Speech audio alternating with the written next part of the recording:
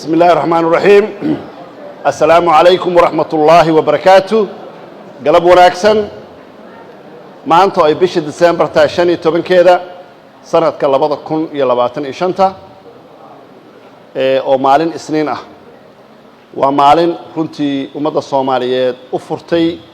البابكي أي وقت بدن سوغا هيين أو أهيد إني هلان مالين أي عدكو دكو عالبحان maanta waxaa horteeda fadhiya boqolaal isugu jira dhalinyaro iyo dad dhexdhexaad ah oo maanta diyaar u ah inay qaataan tababarka maalinka 25 December oo ku beegan maalinta dadweynaha ku nool gobolka Banaadir ay u dareeri doonaan inay soo doortaan madaxdooda cusub ee 5 sano soo socota hogaamin doonta degmooyinka gobolka Banaadir waxaa gadaasheeda taagan madaxda ururada siyaasadda Soomaaliyeed ee tartami doona qaar kamida waxaa goobta jooga madaxda bulshada rayidka ee dhammaan shacbiga Soomaaliyeed meel kasta joogaan maanta waxaa noo furantay official tababarka dadka shaqaalaha ah ee ka shaqeyn doona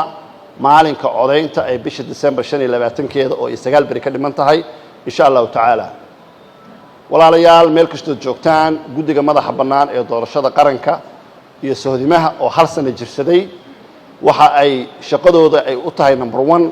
in maanta kale ay gaarto ummadda Soomaaliyeed oo ah maalin la arkayo dad ku dhow 4000 ilaa 5000 oo qof oo diyaar u ah inay shaqeeyaan maalinka codbixinta waa maalin weyn waa maalin ummadda Soomaaliyeed guul u ah insha Allah ta'ala guddiga aniga guddoomiyaha u ahay maalin walba iyo goob walba waxaan taaganahay inaan dadka ku dhiirigelino inay codeeyaan si ay ku codeeyaanna dadku waxay u baahan yihiin inay qaataan kaararkooda codbixinta saal ajligeed maanta oo aan rabo inaan fursadan uga faa'iideysto waxaan rabaa inaan ku dhiiriyo dadka haysta kaararkii ku meel gaarka ahaa inay ka faa'iideystaan fursadan qaaliga ah oo ay kaararkoodana qaataan 100% si ay u codeeyaan maalinka November bishan December ee 25 insha Allah ta'ala waxaan kaloo uga faa'iideysanayaa goobaha aan tagnay iyo meelaha aan wareegaynay oo dhan hadaan guddiga waxa aan fursad u siinaa dhammaan ururada siyaasadda kuwooda dawladda ku jira iyo kuwooda kale banaanka jooga intaba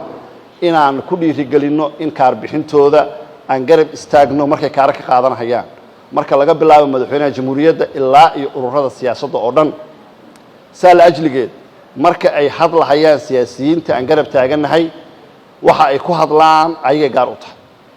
annaga waxaan guddi madax bannaan waxaan wakiil ka nahay waxa annaga aan niraahno oo ah waxa aan meediyahan ka niraahno ama anoo guddoomiye ah aan ku hadla afkooda saal ajligeed qof allaaliyo qofkii siyaasiya ama urur madax ka ah ama bulshada hogaamiya oo aan campaign ugu jiro in dadka Soomaaliyeed ay qaataan kaararkooda ama ay codeeyaan oo ah shaqada la igmaday qofka ay agtaagan wuxuu ku hadlo asaga mas'uul ka ah wuxuu yiraahdo saal ajligeed waxaan rabaa ummadda Soomaaliyeed inaan mar kale u bayaanino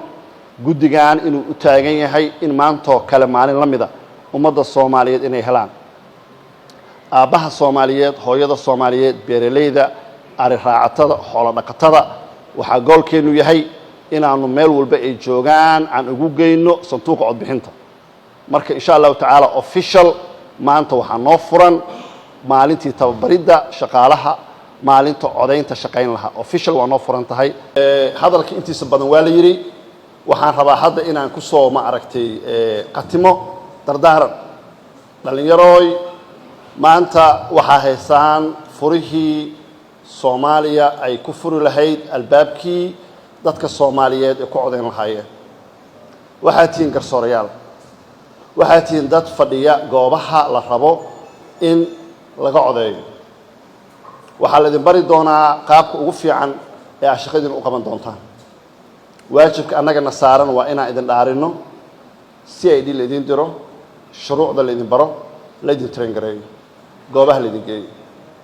waxaan idin ka rabaa waxa la idinku train gareeyay sida ay tahayna u isticmaashaan إلهي سبحانه وتعالى إنك كعبستان